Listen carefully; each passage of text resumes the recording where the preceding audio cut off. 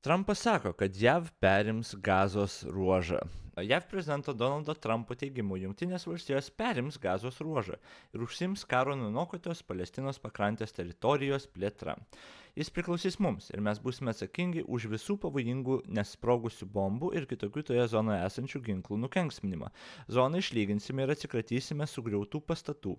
Po Baltuosiuose rūmuose Vašingtone antradienį vykusio susitikimo su Izraelio prezidentu Benjaminu Netanyahu pasakė Trumpas: "Ją išlyginsim ir pradėsime ekonominę plėtrą, užtikrinsiančią srities gyventojams neribotą kiekį darbo vietų ir būsto", kalbėjo Trumpas. Maždaug 2 milijonai Gazoje gyvenančių palestiniečių turėtų būti perkelti į kitas šalis, turinčias humanitarinės širdis, pridūrė jis šio teiginio nekonkretizuodamas. Aš nežinau, kokiom nuotaikom mes turim žiūrėti Ameriką ir į Trumpo pareiškimus, visų pirma dėl Panamos kanalo, tada dėl Grenlandijos, bet būtent dėl Grenlandijos ir Budrio pozicijų praeitą video padariau.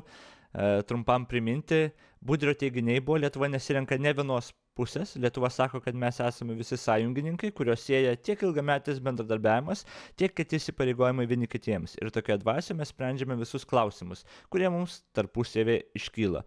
Galų gale net ir Vašingtono sutartis, NATO sutarties 1 straipsnis mus taip įpareigoja. Mes nuo to negalime atsiriboti. Trečiadienį po susitikimo su šalyje viešinčių Graikijos užsienio reikalų ministrų žurnalistams sakė Budrys. Realiai čia ta pirmoji antraštė jo: Lietuva diskusijose dėl Grenlandijos nesirenka ne vienos pusės. Dabar aš jau praeitam video papasakoju, kodėl tokia retorika yra ir tokia pozicija visiškai tragiška, bet Budrys pasitaisė. Beveik. Sekančią, atrodo, dieną Budrys dėl Trumpo reiškiamų pretenzijų į Grenlandiją Lietuvos pozicija nėra neutrali. Ir jis pasisakė: "Mūsų pozicija yra labai aiški ir tai joks ne neutralitetas. Lietuva aiškiai pasisakome už tarptautinės teisės principus, už tai, kad sąjungininkai tarpusavio klausimus spręstų numatytose rėmuose taip, kaip įpareigoja ir principai, ir priimti Atlanto įsipareigojimai. Tokios pozicijos ir toliau laikomės, tai nėra neutralitetas", pirmadienį vykusiame Tėvynės sąjungos Lietuvos krikščionių demokratų poste aiškino Budrys. Apie principus. Problema ta, kad čia tada mes kaip ir nesilaikom principinės pozicijos.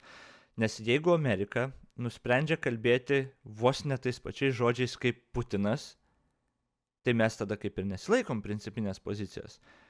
Dabar Amerika eina, aišku, šiek tiek kitų kelių.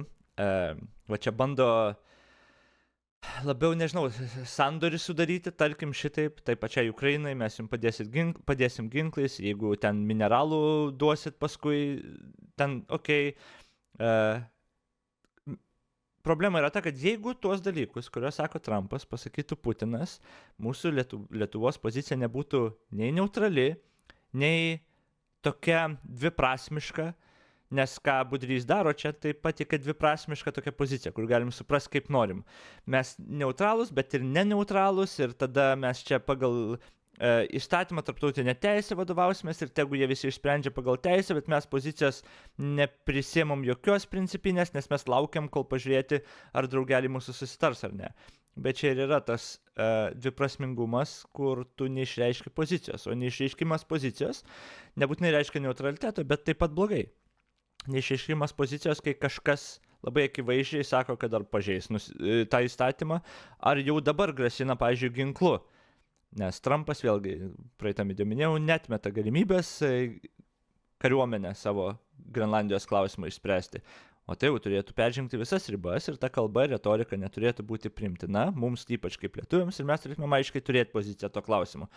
Bet vėlgi iš Budrio ir naujos vyriausybės aš to ir tikiuosi, nes moralinių tokių principinių pozicijų nėra. Ir Lietuvos pozicija, kurią mes sakom, yra labai pritildyta dabar. Bet grįžtant dėl Gazos ruožo ir dabar, jo, čia pagal mane, čia tiesiog atsiranda dvigubi tokie, ne tik dvigubi standartai, toks hipokritiškumas. Nes pagalvokit, jeigu Putinas sakytų tokias eilutes, mes pasmerktumėm per akimirką jį. Ir mes turėtumėm pasmerkti Ameriką už tokius dalykus, kuriuos sako, ypač dėl Grenlandijos klausimo. Bet dabar jo, dėl Gazos ruožo yra įdomu. Gelbėtojai, atstatytojai apsimoka šiaip. Donaldui Trumpui ir Amerikai tikrai apsimoka. Turės uostą, tarkim. dabar dėl to pasiūlymo 2 milijonus gyventojų relokuoti, perkelti kitas šalis. Aš dabar net nežinau, kaip tai veikia, man atrodo, tai prieš tarptautinę teisę iš tikrųjų yra. Ten vos ne etninio valymo lygio pareiškimai, kur tu, man atrodo, yra vienas iš kriterijų, kur perkeltinėti tokios masės žmonių prieš jų valią realiai ir panašiai tu negali. Bet čia jau teisininkai nuspręs, bet man atrodo, čia irgi pareiškimas toks įdomesnis. O dabar taip, mums tiesiog belieka stebėti ir žiūrėti, ką Amerika iš tikrųjų darys ir kaip darys, nes panašu, kad Trumpui nerūpi nei ten Palestina, nei Izraelis, nei Ukraina, nei kažkas, o labiau, net Amerika klausimas rūpi, o labiau rūpi būti dėmesio centre ir daryti dalykus. Bet čia galima tikrai ginčytis, kad Amerikai tokie dalykai būtų naudingi, pavyzdžiui, Gazos ruožą turėti, teritoriją plėstis, bet taip, aš priminsiu, kad čia buvo prezidentas, kuris sakė, jokių naujų amžinųjų karų, jokių konfliktų, reikia tartis ir spręstis, ir spręsti klausimus, čia dabar nuo Panamos iki Grenlandijos, iki Gazos ruožo panašu, kad čia mėgina tartis ir spręsti, bet visur yra tas Amerikos karinės galimybės ir jėgos demonstravimas, nes su Grenlandija ir Panamos kanalu buvo tiesiai pasakyta, kad net metama galimybė. Aišku, Ukrainos ir Gazos ruožo atveju, tai net metama galimybė, o būtinybė, nes ten karo zonos aktyvios. Tai jo, Trumpo pažadai ir ką jis sako ir ką jis daro, niekad labai nesutapo, bet žiūrėsim, kaip bus. Bet Lietuvai, manau, tikrai reikia žiūrėti įdėmiai. Ar Trumpas ir Amerika vieną dieną nepataps ta didžiulė šalim, kuri tiesiog nori teritorijų, nes jai naudinga. Žinant, kas dar yra didžiulė šalis, kuri nori teritorijų, nes jai naudinga, taip, Rusija, taip, mes visi žinom. Aš čia neskau, kad Amerika yra dabar lygų Rusijai, bet šita retorika yra labai, labai panašiai, arba bent jau eina į tą pusę, arba bent jau labai normalizuoja. Ir tai tikrai yra naudinga rusams šiaip, pagalvojus apie rusų propagandą. Ir netgi, kur aš šnekėjau su tais visokiais prorusiškais žmonėm, kur atneša tokius naratyvus kaip Amerika tokie patys kaip rusai, su Trumpu dieną po dienos, tai gali jiems duoti labai stiprų argumentą, kad taip.